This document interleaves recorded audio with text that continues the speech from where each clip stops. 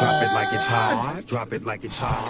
So hot and that's hot. You can catch me at the hot spot. It's the BR18. I don't care what nobody say. That song, that band's song is the heart and soul and the spirit of HBCUs.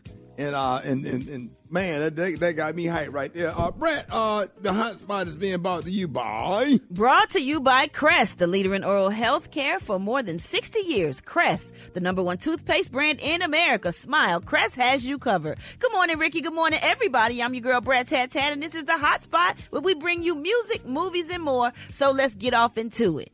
Deadline reports that Netflix will be making use of its live streaming technology in 2023, and the first person to test it out will be Chris Rock. Yes, Netflix's VP of stand-up and comedy formats, Robbie Praw, said this will be an unforgettable moment, and we're so honored that Chris is carrying this torch. So congratulations to Chris Rock.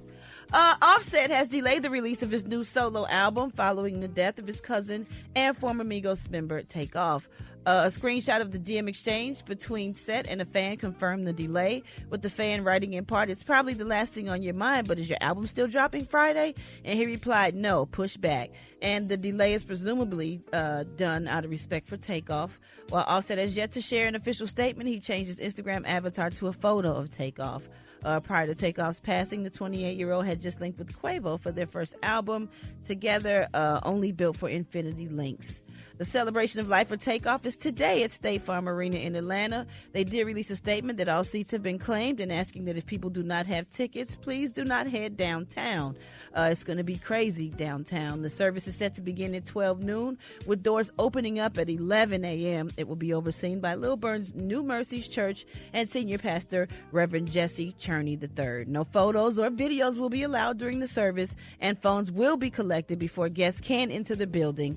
At this time, no arrests in connection to Takeoff's death have been made, and our prayers and condolences and love go out to his family and loved ones. It is a sad day in Atlanta. It is gloomy, it is raining, and we can just feel it just all through the place. Yes. Let me ask you a question. I know you got other story, but what would you say to an aspiring artist that want to do hip hop and be a rapper in this day and this time? What would you say to them? I have no idea. Honestly, I have no idea, because most of them don't listen.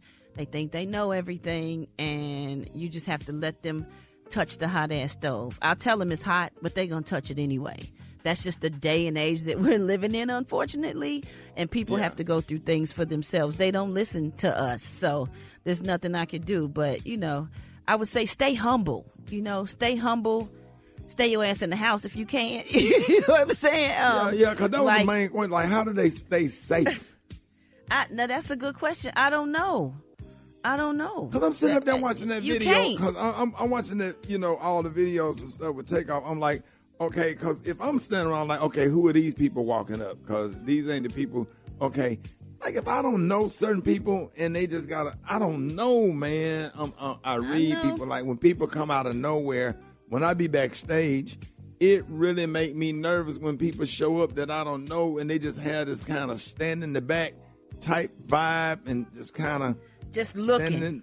Just standing back there looking and weird. This is why I freak out when people are backstage. Like, why are you here? You should be in the audience. Like, I don't know, Brad. It's dangerous. Yeah. And these young dudes, they don't make no eye contact. They got them damn hoodies on. They got their hands in they pockets and stuff. It's just kind of I don't know.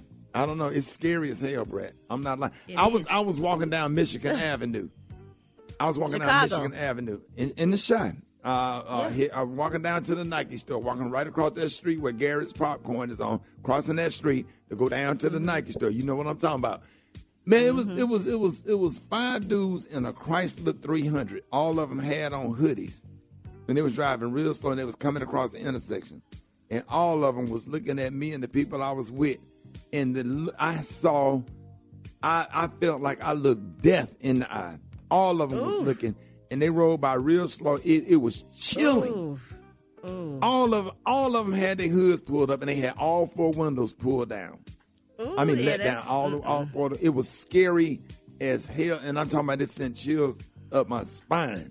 And I'm telling you, man, that's the time we living in. And I'm telling you, if they would have circled the block and saw us again and Michigan Avenue wasn't crowded that day, because it was a Friday, if it wasn't crowded that day and they would have drove around and saw us again, I think we would have been dead. And I don't give a damn if you think it's profiling. Ain't no way in the hell you going to tell me 5 dudes riding around in the Chrysler 300, all the windows down, all of them got on coats with the hood up, and they looking. And when they looked at me, I kind of smiled and nodded my head in respect, like, I kind of waved at them or whatever, you know. And it was a blank stare. They didn't smile. They was mean mugging. And I was like, damn. I grabbed my niece and everybody else and said, look, turn, go that way, go that way. I grabbed everybody and said, don't make no eye contact. We just stunned. And that's the type of stuff. You better get the hell on when you see stuff like that. I don't give a damn. You call it profiling, call it whatever the hell you want to call it. Or whatever. I seen that same look before that dude pulled that trigger and shot me in 95. It was that same look. I know it when I see it. They don't care, man. Oh, I wasn't trying to ruin your segment, man, but we have to talk about this stuff. Done. Keep everybody safe, man. When you see stuff like that, man, this is a whole different generation, man. When they standing around with them damn hoodies on and them pants, they walking and looking, they got a certain kind of vibe. You know, you be looking people in the eye. You're intentional. You looking to speak. You looking to, so that's all.